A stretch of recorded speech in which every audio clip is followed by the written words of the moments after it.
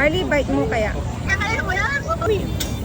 Mo, isa pa. Papalapit na ang Pasko at usong-uso na ang mga pailaw at mga food park sa iba't ibang bahagi ng Pilipinas. Pero masasabi kong kakaiba sa lahat ng food park na available sa Waze dito sa may Malolos Sports and Convention Center sa tabi lang ng Malolos Municipal Hall. Dahil bukod sa mga napakarami at iba't ibang klase ng mga pagkain tulad ng mga nagsasarapang mga giant pork chops, mga putok-batok parisan, at mahabang hilera ng ali na kainan ay merong kakaibang stall dito na ANN Exotic Foods kung saan hindi mo nakakailanganin na magpunta pa ng Thailand kung adventurous ka sa mapagkain na natitikman mo. Dinudumog sila dahil lahat ay gustong tumikim at ma-experience ang mga kakaiba sa mata at kakaiba sa panlasa ng mga exotic foods na tinitinda nila. Meron sila ditong pritong palaka, crispy cricket, mga salagubang, at ang bestseller nila na chicha worms na may iba't ibang nagsasarapang flavors. Meron din sila ditong igat na napakyaw na bago pa man ako makarating at nagbebenta rin sila ng live na palaka ng by order na lang. Pinaprito ko na rin itong mabuti para mawala ang aftertaste ng mga ito.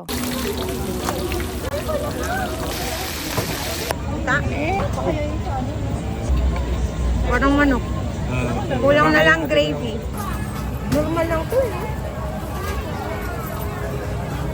Hindi naman ito nakakadiri. Hindi rin sa nakakatakot. Masarap na ito sa adobo. Try natin sa ano to. Harap. Harap yung suka nito naman, namis-namis. Ay, masarap! Masarap nga. Ano raw to, culture daw nila. Yung mga owner to. Ang sarap pala, hindi pala siya nakakadrip kainin. Ito, cheese to. Cheese flavor. Tamis. Sarap. Masarap yung plain. Ang sour cream flavor. Sorry. Sour cream flavor. Try mo.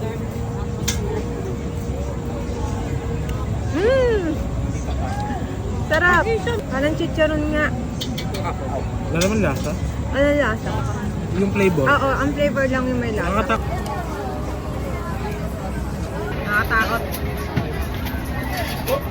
Nakain natin itong cricket.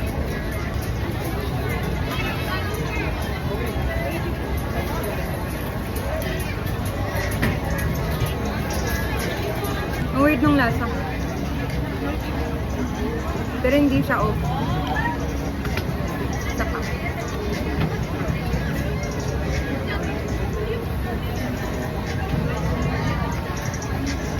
Para siyang chicharon din. Wala rin lasa. Salty siya dahil sa ano, sa asin. Sarap. Sabi ni Kuya kailangan tanggalin yung ulo niya kasi medyo matigas na. Sa pinaluto ko siyang mabuti.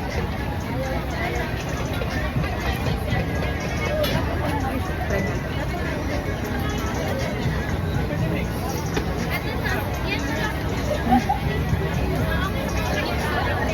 Ano pa?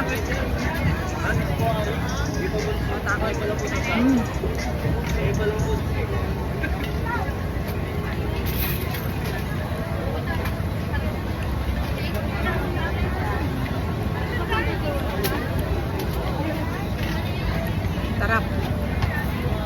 Hindi naman pala siya nakakadiri kainin. Mind over matter lang yan. Pero parang normal din siya na pagkain. Kaya pwede, maraming bumibili. Kaya pala maraming bumibili, tapos maraming magsa-try.